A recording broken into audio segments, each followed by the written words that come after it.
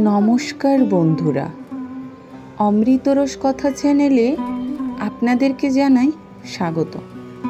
বন্ধুরা, আজকে আমরা জানব শাস্ত্রে বর্ণিত আছে এমন 7টি অভ্যাস নিয়ে, যা আমাদের জীবনকে বদলে দিতে পারে। বন্ধুরা, মনোযোগ সহকারে সমস্ত কথা শ্রবণ করলে আপনার জীবনও পরিবর্তন আনতে সক্ষম এই 7টি অভ্যাস। চলুন শুরু করা যাক। জীবনে সুখ, শান্তি ও সাফল্য পেতে আমরা কত কিছুই না করি, কিন্তু অজান্তে আমরা এমন কিছু কুসংস্কারে জড়িয়ে পড়ি যেগুলো আমাদের জীবনে নেতিবাচক প্রভাব ফেলে। আজ আমরা জানব শাস্ত্রে বর্ণিত এমন 7টি অভ্যাস যেগুলো অনুসরণ করলে কুসংস্কার কেটে যায় এবং জীবনে আশীর্বাদ প্রবাহিত হয়। 1. ভোরবেলা উঠে পূর্ব দিকে মুখ করে সূর্যদেবকে প্রণাম করুন। সূর্যদেবকে আরাধনা করার কথা শাস্ত্রে বহুবার বলা হয়েছে। এটি শুধু স্বাস্থ্যের উপকার আনে না, বরং এটি জীবনে পজিটিভ এনার্জিও ডেকে আনে। সকালে ঘুম থেকে উঠে নিজের 2 হাত দেখা ও প্রার্থনা।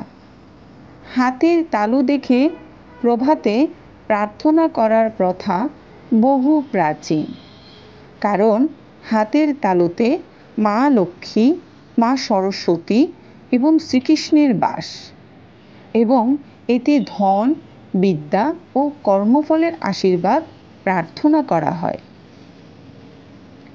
প্রতিদিন ঘরে গঙ্গাজল ছেটানো। গঙ্গাজলকে শুদ্ধতার প্রতীক হিসেবে ধরা হয়। ঘরে গঙ্গাজল ছিটালে নেগেটিভ শক্তি দূর হয়, পরিবেশ পবিত্র থাকে। বাসন মেঝেতে না রেখে উঁচু স্থানে রাখা। শাস্ত্র মতে বাসনপত্র ও অন্ন দেবতুল্য, নিচে রাখলে অশুভ শক্তির প্রবেশ ঘটে। প্রতিদিন ধূপ ও প্রদীপ জ্বালানো। ধূপ প্রদীপের সুগন্ধ ও আলো কেবল পবিত্রতাই আনে না, বরং নেতিবাচক শক্তিকে দূরে রাখে। তুলসী গাছের পূজা ও পরিচর্যা। তুলসী দেবীকে মা লক্ষ্মীর রূপ হিসেবে ধরা হয়।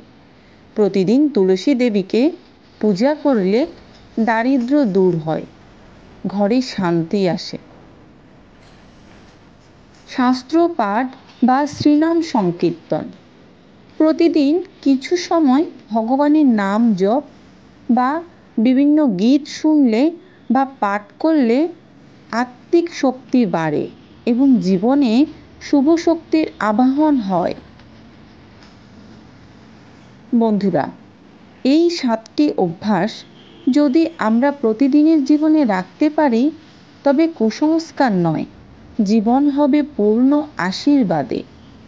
ভিডিওটি ভালো লাগলে অবশ্যই লাইক ও শেয়ার করবেন, আর চ্যানেলটি সাবস্ক্রাইব করে আমাকে সহযোগিতা করবেন। দেখা হবে নতুন ভিডিওতে নতুন কোনো তথ্য কথা নিয়ে। সে পর্যন্ত ভালো থাকুন, সুস্থ থাকুন। ভগবান সকলের মঙ্গল করুক।